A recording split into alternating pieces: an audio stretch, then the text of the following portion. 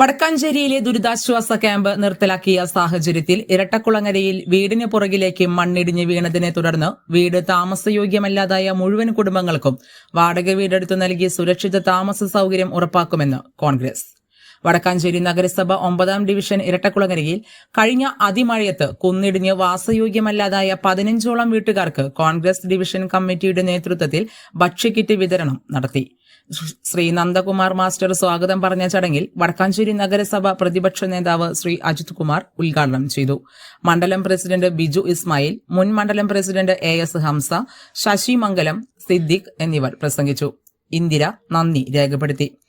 ബദറു, മുഹമ്മദ് നിസാം, ആറ്റിങ്കര ലത്തീഫ്, അബ്ദുറഹിമാൻ എളാട്ടുപീടികയിൽ, ബദറു കുന്നത്ത് പീടികയിൽ, അബ്ദുറഹിമാൻ പത്തുടി, നാരായണി പടിഞ്ഞാറ്റിൽ വേലായുധൻ, ശിവരാമൻ തെക്കിനി, മുസ്തഫ പുതുവീട്ടിൽ തുടങ്ങിയവരും നിരവധി നാട്ടുകാരും പങ്കെടുത്തു. എന്തായാലും ഇവിടെയുള്ള ആളുകൾ ഇപ്പോൾ ക്യാമ്പിലായിരുന്നു, ക്യാമ്പ് നിർത്തി. ഇവർക്ക് ഇനി പലരും പാരലൽ കോളേജിൽ അതുപോലെയുള്ള സ്ഥലങ്ങളിലാണ് താമസിക്കുന്നത്. ഭക്ഷ്യ സാധനങ്ങൾ ഇവർക്ക് ആവശ്യമുണ്ട്. അങ്ങനെ വന്നപ്പോഴാണ് നന്ദമാഷ നേതൃത്വത്തിൽ നല്ല സുമനസ്സുകളെ കണ്ട് സംസാരിച്ച് ഒരു ഭക്ഷ്യ കിറ്റ്, ഇവർക്ക് ആവശ്യമായ കിറ്റ് കൊടുക്കാൻ വേണ്ടി ഇന്ന് തയ്യാറാക്കിയത്. ഇതിപ്പോൾ ചടങ്ങായിട്ടൊന്നും നടത്താൻ തീരുമാനിച്ചല്ല, എന്നാലും എല്ലാവരും വന്ന സ്ഥിതിക്ക് നമ്മളതൊരു ചടങ്ങാക്കി എന്ന് മാത്രമേ ഉള്ളൂ. ഇനിയും ആവശ്യമായ സാധനങ്ങൾ, ഇവിടെയുള്ള കുടുംബങ്ങൾക്ക് ആവശ്യമായ സാധനങ്ങൾ എത്തിക്കാൻ ഞങ്ങളൊക്കെ തന്നെ പ്രതിജ്ഞാബദ്ധരാണ്. നിങ്ങൾക്ക് എന്താവശ്യമുണ്ടെങ്കിലും ഞങ്ങളുടെ അടുത്ത് പറയാം. അതുപോലെ തന്നെ ഇപ്പോൾ വീട് ഞങ്ങൾ അന്വേഷിക്കുന്നുണ്ട്. ഞാൻ ബിജുവിനോട് 2 ദിവസം മുമ്പ് പറഞ്ഞു, ഇവിടെ എൻ്റെ അടുത്ത് ഞാനിവിടെ വന്നപ്പോൾ ഇവിടെയുള്ള ആളുകൾ പറഞ്ഞു താമസിക്കാൻ പറ്റുന്ന ഒരു വീട് കിട്ടുകയാണെങ്കിൽ, ഇപ്പോൾ ഇത് നേരെയാക്കി കിട്ടുന്നവരെ അത് അപ്പം തൊട്ട് നമ്മൾ അന്വേഷിച്ചിരിക്കുകയാണ്. നന്ദമാഷോടും പറഞ്ഞു, പക്ഷേ ഈ പ്രദേശത്തൊന്നും അങ്ങനെ വീടുകൾ കിട്ടാനില്ല. ഞങ്ങളെന്തായാലും അത് അന്വേഷിക്കുന്നുണ്ട്. കിട്ടിയാൽ ഉടൻ തന്നെ നിങ്ങളെ അറിയിക്കും.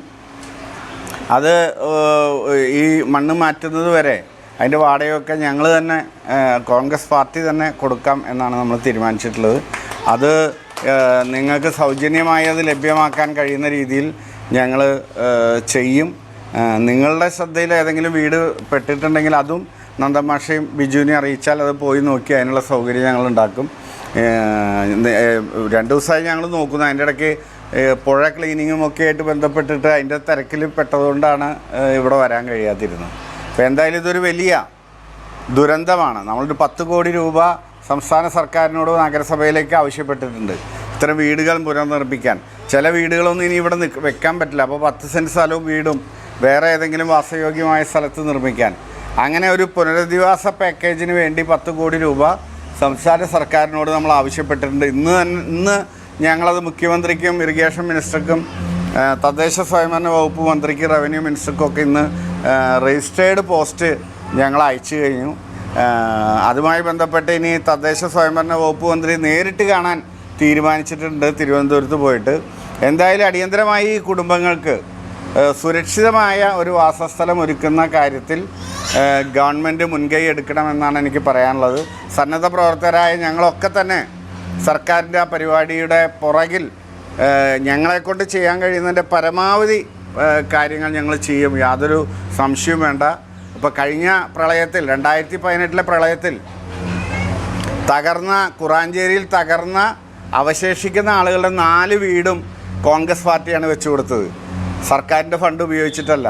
കുറാഞ്ചേരിയിൽ അവിടെ പോയാൽ നിങ്ങൾക്ക് കാണാം 4 വീടും അനിലേക്കർ MLAയുടെ നേതൃത്വത്തിൽ കോൺഗ്രസ് പാർട്ടിയാണ് വെച്ചു കൊടുത്തത്.